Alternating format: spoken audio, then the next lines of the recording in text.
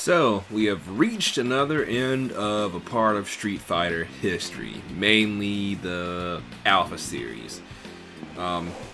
Just like my previous video with the early era, I have a bonus video for the Alpha era, and there's just one or two things that I just want to talk about, one or two discrepancies that I wanted to bring up.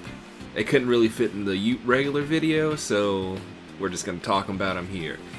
First up is the whole thing with Gen and Akuma, or rather how Gen survives Akuma's Shun Goku Satsu. For the longest time I had thought that, Gen took the Shun Goku Satsu. I knew he survived, but I thought he did it by emptying his soul or something, or returning his soul to nothingness, and that saved him from being destroyed by it. That actually is a technique used by another character in the near future, so be sure and pay attention to that. But instead of that, he blocked it and countered with his own move, which I think was pretty cool. But the biggest and main thing I wanted to talk about was Charlie Nash. When I originally was writing the script for this video, the whole final sequence had Charlie in there. And actually, in some of the game footage, you can see Charlie with Guile, but in the writing I had to change it to Charlie being dead, because before I was while I was editing it, that particular section, I just wanted to double check and make sure that was the canon death, because Charlie also dies at the end of Alpha 3. Turns out in a later game that got retconned. Charlie canonically dies at the end of Alpha 2, which kinda sucks because I feel like Alpha 3 gives him a better send-off. So basically how it goes is, while everybody is making their way towards Bison, Guile and Charlie confront each other, with Guile trying to bring Charlie back to the Air Force, and Charlie dead set on finishing Shadaloo once and for all.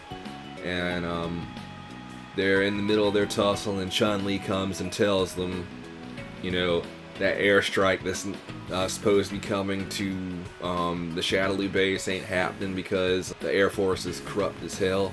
So that they decide to go and plant the bombs themselves. All three of them. So everything else proceeds as normal. Sakura and Karin have their thing. Guy and Maki have their thing. Sakura and Ken take on Bison, while Sagat takes on a brainwashed Ryu, and then Ryu fucks up Bison.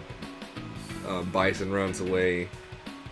And this time, instead of Bison just fighting Cammy, that still happens, but the base is in the process of blowing up, and Charlie sacrifices himself to stop Bison so Guile and Chun-Li can escape the base unharmed.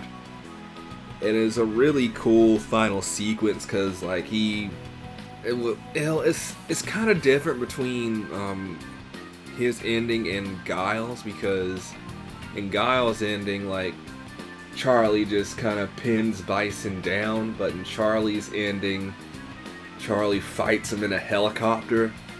But I think he gets away in his own ending.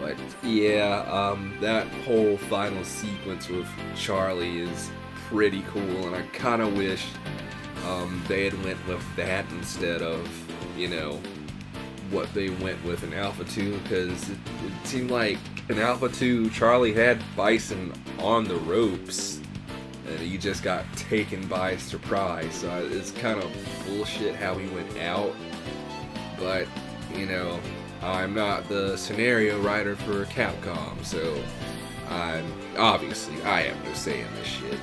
But anyway, that's it for this bonus video. Pretty much, that was the main thing I wanted to talk about. That, and to a lesser extent, the Gin thing. For the most part, everything else kind of gelled together about the way I was expecting it to. So, that's it for another part of Street Fighter's storyline. I will see you guys with the next part and another bonus video in the near future.